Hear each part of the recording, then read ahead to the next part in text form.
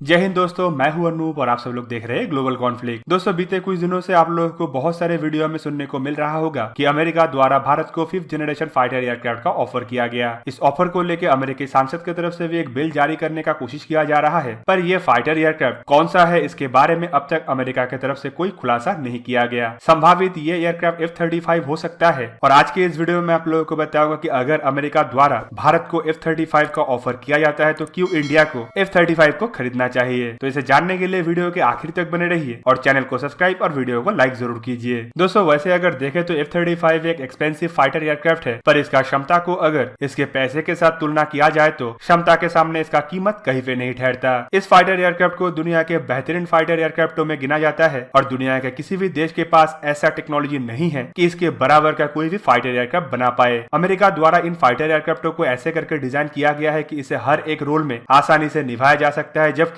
हर एक फोर्सेस द्वारा भी इसे इस्तेमाल किया जा सकता है। अमेरिका द्वारा अगर भारत को F-35 फाइटर एयरक्राफ्टों को लेकर कोई पॉजिटिव ऑफर किया जाता है और इंडियन एयरफोर्स को ये ऑफर पसंद आता है और साथ ही साथ इंडियन एयरफोर्स को अगर लगता है कि ये एयरक्राफ्ट एयरफोर्स के जरूरतों को बाखूबी निभा सकता है, तो ये इंडियन एयरफोर्स का सबसे बेहतरीन एयरक्राफ्ट बन सकता है। दोस्तों, मेरे हिसाब से इंडियन एयरफोर्स को इस एयरक्राफ्ट को इसीलिए भी खरीदना चाहिए क्योंकि ये दुश्मन के एयरफोर्स के ऊपर एक बढ़ोतरी खाली हासिल नहीं कराएगा, बल्कि दुश्मन के ऊपर एक साइकोलॉजिकल वॉरफेयर का भी काम करेगा। क्योंकि इंडिया के जितने भी दुश्मन है, खास करके पाकिस्तान और चाइना, इस एयरक्राफ्ट को लेके काफी ज्यादा सेंसिटिव है और काफी ज्यादा डरता भी है। चाइना का डर तो इतना हद तक है कि एक बार खाली अमेरिका की तरफ से इसे ऑफर ही किया गया था और इंडिया की तरफ से इस ऑफर को लेकर कोई जवाब भी नहीं दिया गया, फिर भी चाइना की तरफ से अमेरिका और इंडिया का इस ऑफर को लेकर भी प्रोटेस्ट जारी किया गया था। तब चाइना का कहना यह था कि अमेरिका को इंडिया या फिर चाइना के पड़ोस में रहने वाले किसी भी देश को इस एयरक्राफ्ट को देना नहीं चाहिए, क्योंकि ये एक अमेरिका का ऑफेंसिव एक्टिविटी होगा और इसके बदले चाइना अपना नया स्टेल्थ बॉम्बर को ऑपरेशनल करेगा और चाइना अपने एलाइज कंट्री को ये बॉम्बर देगा। तो दोस्तों, इससे ही आप समझ सकते होंगे कि जिस एयरक्राफ्ट का बात से ही चाइना इतना ज्यादा डरता है, वो एयरक्राफ्ट अगर इंडिया खरीदता है तो चाइना के ऊपर कितना ज्यादा साइकोलॉजिकल प्रेशर पड़ेगा और चाइना इंडियन एयरफोर्स से कितना ज्यादा डरेगा। वैसे अगर देखें तो चाइनीज एयरफोर्स इंडियन एयरफोर्स से अभी भी बहुत ज्यादा डरता है और इंडिया के राफेल एयरक्राफ्टों को लेकर भी इसी तरीके का टिप्पणी कुछ साल पहले चाइना की तरफ से आया था। पर बात यह है कि अगर इंडिया AMCA एयरक्राफ्टों को अपने बेड़े में शामिल करने से पहले इस गैप को पूरा करने के लिए किसी फॉरेन कंट्री से फाइटर एयरक्राफ्टों को खरीदता है और इस टेंडर के लिए अगर अमेरिका की तरफ से F-35 को ऑफर किया जाता है, तो इंडियन एयरफोर्स को F-35 को लेकर सोचना चाहिए, क्योंकि ये एक बेहतरीन एयरक्राफ्ट के साथ साथ एक ऐसा प्रेशर टैक्टिस होगा जो चाइना कई सालों तक भुग देगा भी और जिसे लेके इंडिया चाइना को उसके ही जवान पे जवाब देगा।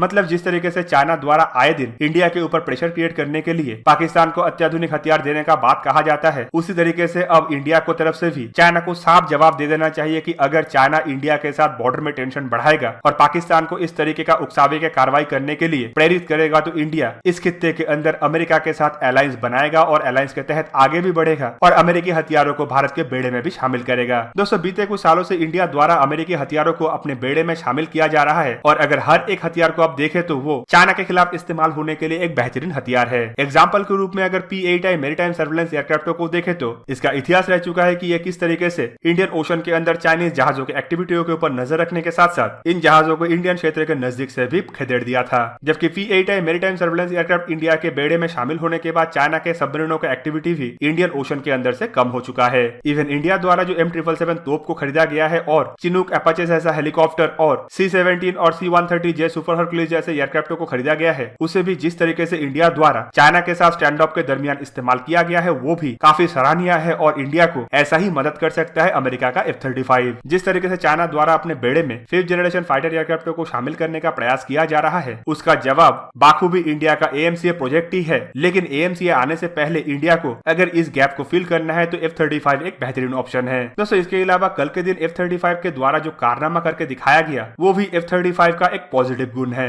F-35 एक ऐसा एयरक्राफ्ट है जिसे रडार में देख पाना लगभग नामुमकिन है और इस खासियत का इस्तेमाल करके ही इजराइल की तरफ से F-35 का भरपूर इस्तेमाल ईरान के खिलाफ किया गया था। और अब सवाल उठता है कि अगर इंडिया भी F-35 का इस्तेमाल करता है तो पाकिस्तान के खिलाफ एयर स्ट्राइक हो या चाइना के खिलाफ कोई भी कार्रवाई हो, इंडिया आसानी से रडार से छुप के चाइना के आंखों में धूल झोंक के इस तरीके का मिशनों को अंजाम दे पाएगा, जो इंडियन एयरफोर्स के लिए एक पॉजिटिव बात होगा और इंडियन एयरफोर्स के लिए इस तरीके का मिशन के लिए बार बार सोचना भी नहीं पड़ेगा। जबकि दोस्तों, इसके अलावा F-35 को चुने जाने का और एक पुख्ता कारण यह भी हो सकता है कि इंडिया की तरफ से हाल ही में जो 2 टेंडर इशू किया गया है, उसमें किसी 4th जनरेशन के फाइटर एयरक्राफ्ट को ना खरीद के एडवांस तरीन 5th जनरेशन फाइटर एयरक्राफ्ट में जाना चाहिए। इंडिया की तरफ से MMRCA 2.0 टेंडर को भी इशू किया गया है, जो एयरफोर्स के 114 फाइटर एयरक्राफ्ट के लिए है, जबकि नेवी के लिए 57 एयरक्राफ्ट खरीदने के लिए भी एक टेंडर का इशू किया गया है, जिसके तहत नेवी के फ्यूचर एयरक्राफ्ट कैरियर के लिए एक carrier borne multi role fighter aircraft को खरीदना चाहिए, जबकि ये दोनों टेंडर में ही F-35 फाइटर एयरक्राफ्ट सुटेबल है और अमेरिका की तरफ से नेवी के लिए इस एयरक्राफ्ट को पहले ही ऑफर किया जा चुका है और एयरफोर्स के लिए भी अमेरिका द्वारा अब इसे बार बार ऑफर किया जा रहा है। और ऐसे सिचुएशन में अगर दोनों टेंडर में ही F-35 को चुना जाता है तो इसे इंडिया में मैन्युफैक्चर करना या फिर इसके बहुत सारे पार्ट इंडिया में ही बनाने का ऑप्शन मिल सकता है। साथ ही साथ बड़े संख्या में एयरक्राफ्टों को खरीदने पे इंडिया को ये काफी सस्ता भी मिल सकता है। इसके अलावा इन एयरक्राफ्टों को अगर कम संख्या में ना खरीद के दो बड़े टेंडर के तहत बड़े संख्या में खरीदा जाता है तो इंफ्रास्ट्रक्चर डेवलपमेंट के लिए भी इंडिया को ज्यादा पैसा खर्चा नहीं करना पड़ेगा और इंफ्रास्ट्रक्चर डेवलप करने के बाद बड़े संख्या के एयरक्राफ्टों को उनका भरपूर इस्तेमाल का मौका भी मिलेगा। जबकि कम संख्या के एयरक्राफ्टों के लिए अगर बड़े संख्या में इंफ्रास्ट्रक्चर को डेवलप किया जाता है तो ये एक तरीके से इकोनॉमिकल वायबल भी नहीं होता है और इंडिया के द्वारा, क्योंकि अब तक कोई भी अमेरिकी फाइटर एयरक्राफ्टों को इस्तेमाल नहीं किया गया है, तो अगर इंडिया बड़े संख्या में अमेरिकी फाइटर एयरक्राफ्टों को खरीदता है तो इंफ्रास्ट्रक्चर को मजबूत करने के साथ साथ इकोनॉमिकल वायबल होकर भी एयरक्राफ्ट के प्रोजेक्ट में आगे बढ़ा जा सकता है। तो दोस्तों, आप लोगों को क्या लगता है कि ऐसे सिचुएशन में इंडिया द्वारा F-35 एयरक्राफ्ट को अपने बेड़े में शामिल करने के लिए आगे बढ़ना चाहिए कि नहीं बढ़ना चाहिए? कमेंट करके जरूर बताइए। और अगर वीडियो अच्छा लगा हो तो इसे लाइक कीजिए और मेरे चैनल को सब्सक्राइब कीजिए और सब्सक्रिप्शन बटन के साथ बना हुआ बेल आइकन को भी प्रेस कर दीजिए ताकि आप मेरा वीडियो देख पाए सबसे पहले। जय हिंद।